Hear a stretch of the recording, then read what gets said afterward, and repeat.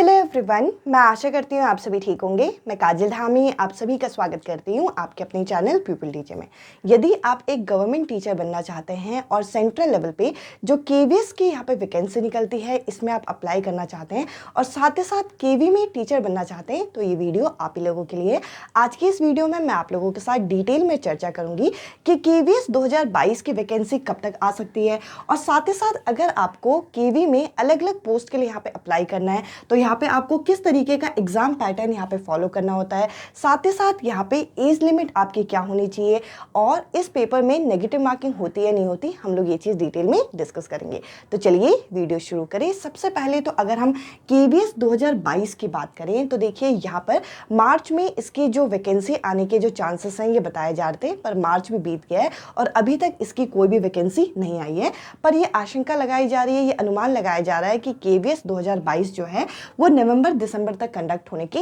Chances हैं। तो देखिए अगर आप केवीएस में जॉब पाना चाहते हैं तो आप लोग अपनी तैयारी करना शुरू कर दीजिए, क्योंकि इस साल के अंत तक आपके पेपर होने के चांसेस बहुत ज़्यादा हैं। इसके अलावा अगर हम इस पेपर के एग्जाम पैटर्न की बात करें तो केवीएस में आप अप्लाई करें इससे पहले आप लोगों को यहाँ पे सीटेट परीक्षा जो है ये क्वालिफाई करनी होती है। और अगर आप पीआरटी पोस्ट के लिए अप्लाई करना चाहते हैं तो प्राइमरी लेवल के लिए, और अगर आप टीजीटी पोस्ट के लिए अप्लाई करना चाहते हैं तो जो हमारा पेपर 2 होता है ये आपको क्वालिफाई करना होता है। इसके अलावा अगर हम एग्जाम पैटर्न की बात करें तो देखिए यहाँ पे जो एग्जाम पैटर्न हम लोगों को फॉलो करना होता है इसमें हमारा सबसे पहले ये रिटन एग्जाम होता है जो कि हमारा 150 अंकों का होता है, जो आप यहाँ पे देख सकते हैं। इसके अलावा जो हमारा यहाँ पे इंटरव्यू लिया जाता है, देखिए रिटन एग्जाम जो है ये आपका 150 अंकों का होता है और जो इसमें इंटरव्यू होता है इसके बाद ये 60 अंकों का होता है और दोनों का एग्रीगेट मिला के आप लोगों का यहाँ पे सिलेक्शन होता है। तो देखिए आप कोशिश कीजिए कि सबसे ज़्यादा आप यहाँ पे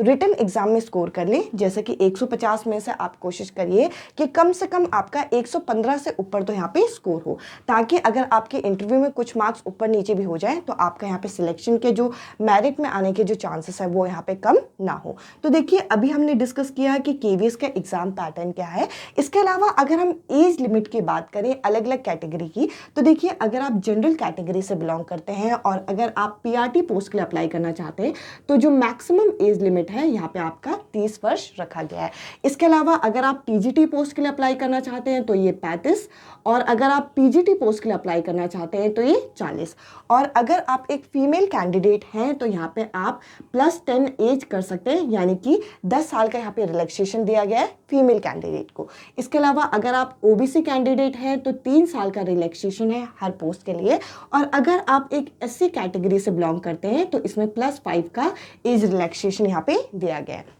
इसके अलावा फीमेल के लिए ये जो 10 साल का यहाँ पे एज रिलैक्सेशन है ये नए रिक्रूटमेंट रूल में भी यही होगा, ये चीज़ हमें पता चल जाएगी। इसके अलावा अगर हम यहाँ पे नेगेटिव मार्किंग की बात करें तो इस पेपर में आपकी कोई भी नेगेटिव मार्किंग नहीं है, यानी कि अगर आपका कोई क्वेश्चन सही होता है तो आपको वहाँ पे मार्क्स मिलते हैं और कोई क्वेश्चन वहाँ पे गलत होता है तो कोई भी मार्क्स नहीं कटते। इसके अलावा अगर हम बात करें तो ये पेपर आपका 2.5 घंटे का पेपर होता है, जो आपका ऑब्जेक्टिव यानी कि आपके टिक राइट वाले क्वेश्चन आते हैं, जो ऑप्शन सही है आपको उस ऑप्शन में टिक करना होता है। इसके अलावा अगर हम यहाँ पे अलग अलग पोस्ट में जो हमसे यहाँ पे कंटेंट पूछा जाता है जो हमारे रिटन एग्जाम में, इसके हम बात करें तो देखिए यहाँ पर जो पीआरटी पोस्ट में हमसे पूछे जाते हैं सब्जेक्ट वो यहाँ पे जनरल इंग्लिश, जनरल हिंदी, ये यहाँ पे आपका पार्ट 1 इसे कंसिडर किया जाता है। इसको हम पार्ट 1 कंसिडर करते हैं जो कि हमारा 20 नंबर का होता है, जिसमें हमारा जनरल इंग्लिश 10 नंबर का, जनरल हिंदी जो है वो आपकी 10 नंबर की,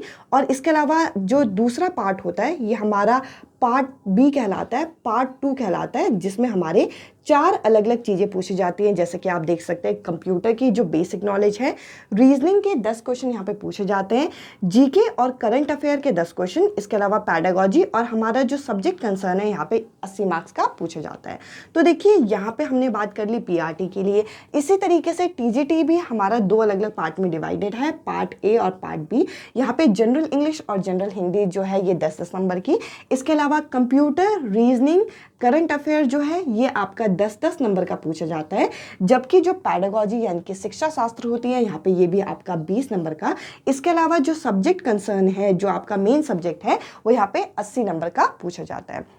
इसके अलावा पीजीटी पोस्ट के लिए, पोस्ट ग्रेजुएट टीचर अगर आपको बनना है, इसके लिए अगर हम बात करें तो देखिए यहाँ पे इंग्लिश हिंदी, यहाँ पे अगेन आपका जो जनरल इंग्लिश है और जनरल हिंदी है ये 10-10 नंबर का, कंप्यूटर रीजनिंग करंट अफेयर जो है जीके करंट अफेयर 10 नंबर का, पैडागॉजी आपका 20 नंबर का और सब्जेक्ट आपका 80 अंक का पूछा जाता है। इसके अलावा देखिए अगर आप केवीएस के लिए या फिर DSSB के लिए यहाँ पे तैयारी कर रहे हैं तो आपका जो सबसे बड़ा कंसर्न होता है वो यहाँ पे सब्जेक्ट कॉम्बिनेशन का होता है। देखिए सब्जेक्ट कॉम्बिनेशन क्या रहेगा आपका, ये यहाँ पे रिक्रूटमेंट रूल से पता चलता है। जैसे कि अगर मैं आपके साथ ये डिस्कस करूँ, मेरे जो टीचिंग सब्जेक्ट है वो मेरा साइंस बैकग्राउंड से है, इसके हिसाब से देखिए जैसे कि मैंने यहाँ पे बीएससी केमिस्ट्री ऑनर्स कर रखा है और मेरे तीनों साल ग्रेजुएशन में केमिस्ट्री जो था मेन सब्जेक्ट था। पर अगर हम केवीएस की बात करें तो केवीएस में यहाँ पे अगर आपको टीजीटी साइंस बनना है तो आपके पास जो सब्जेक्ट होने चाहिए ग्रेजुएशन में वो केमिस्ट्री, बॉटनी और जूलॉजी होना चाहिए। इस हिसाब से अगर देखा जाए तो मेरे पास केमिस्ट्री तो था पर बॉटनी और जूलॉजी नहीं था, जिस वजह से मैं यहाँ पे टीजीटी पोस्ट के लिए केवीएस में अप्लाई नहीं कर सकती। तो देखिए अगर आपको यहाँ पर केवीएस में अप्लाई करना है और केवीएस के लिए अगर आप चाहते हैं कि आप जॉब पाएं चाहे किसी भी पोस्ट के लिए, तो सबसे पहले आप यहाँ पे सब्जेक्ट कॉम्बिनेशन को समझिएगा। इसके अलावा इस वीडियो के अंदर मैं सब्जेक्ट कॉम्बिनेशन इसलिए डिस्कस नहीं कर रही हूँ क्योंकि जब नए रिक्रूटमेंट रूल आएंगे, जब नई वैकेंसी आएगी तो नए रिक्रूटमेंट रूल के साथ हमें हर पोस्ट के लिए, हर सब्जेक्ट के लिए यहाँ पे जो आपका सब्जेक्ट कॉम्बिनेशन है ये दिया जाता है। तो देखिए सब्जेक्ट कॉम्बिनेशन अगर मैं पिछली बारी की बात करूँ तो मैंने आपको टीजीटी साइंस का भी डिस्कस किया। आप ये केवीएस के साइट से ये यहाँ पे डाउनलोड कर सकते हैं कि किस सब्जेक्ट के लिए क्या क्या सब्जेक्ट कॉम्बिनेशन होता है। इसके अलावा एक और डाउट होता है बहुत सारे कैंडिडेट को कि हम लोगों ने बीएड कर रखा है और हमारा सीटेट का पेपर 1 जो है वो क्वालिफाई है, तो क्या हम पीआरटी पोस्ट के लिए अप्लाई कर सकते हैं? तो देखिए इस चीज़ पे अभी चर्चा चल रही है। जब नई वैकेंसी आएगी उसमें हमें क्लियर किया जाएगा कि बीएड कैंडिडेट जिनका सीटेट पेपर 1 क्लियर है वो पीआरटी के लिए एलिजिबल है या नहीं है। तो देखिए अभी आप इस चीज़ के लिए नहीं बोल सकते, बट अगर आप यहाँ पे सब्जेक्ट देखें, जैसे कि अगर आप यहाँ पे तैयारी कर रहे हैं चाहे केवीएस के लिए, चाहे DSSB के लिए, जनरल इंग्लिश हो गई, जनरल हिंदी हो गई, रीजनिंग, करंट अफेयर, ये आपको हर विषय में यहाँ पे, हर पेपर में यहाँ पे पूछा जाता है। और मेन आपका जो सब्जेक्ट है ये आपका स्ट्रांग होना चाहिए। अगर आप इतना तैयारी करके रख लेते हैं और जैसे ही वैकेंसी निकलती है अगर आपके ये पार्ट तैयार हैं, जैसे कि मैंने कहा general English, general Hindi, reasoning, current affair होती है 6 से 8 महीने की जो आपको तैयार करनी होती है। मेन आपको तैयार करना होता है अपना सब्जेक्ट। अगर आपके ये 3-4 चीज़ें तैयार हैं तो आप यहाँ पे वैकेंसी निकलने के बाद जितना समय रहता है उसमें आप अच्छे खासे तैयारी कर सकते हैं। ज़्यादा से ज़्यादा आप मॉक टेस्ट लगाइए, आप प्रीवियस ईयर पेपर कीजिए ताकि आप लोगों के जो सिलेक्शन के चांसेस हो वो बढ़ जाएं। जैसे कि आपको पता है वैकेंसी आने में बहुत ज़्यादा समय लगता है, बहुत गैप में वैकेंसी आती है, तो आपकी कोशिश ये होनी चाहिए कि जैसे ही वैकेंसी निकले वैसे ही आप लोग इसके लिए एलिजिबल भी हों और साथ ही साथ इस पेपर को 1 अटेम्प्ट में क्लियर कर लें, क्योंकि ये वैकेंसी अगर 2022 में निकलती है तो उसके बाद कब निकलेगी ये हम लोगों को भी नहीं पता। आई होप इस वीडियो से आप लोगों के बहुत सारे यहाँ पे डाउट क्लियर होंगे केवीएस की वैकेंसी को लेके और केवीएस के रिक्रूटमेंट को लेके। आई होप ये वीडियो आप लोगों के लिए इफेक्टिव रही हो। इसके अलावा इस चैनल पे मैं आप लोगों की सीटेट परीक्षा की तैयारी कराती हूँ। सीटेट 2022 की जैसे ही नोटिफिकेशन आ जाएगी मैं आप लोगों की तैयारी शुरू करा दूंगी और आप मेरे साथ मेरे टेलीग्राम ग्रुप पर भी जुड़ सकते हैं जिसका लिंक आप लोगों को डिस्क्रिप्शन में मिल जाएगा। इस वीडियो में इतना ही। अब मैं आपसे मिलती हूँ अगले वीडियो में अगले टॉपिक के साथ। Bye bye, take care.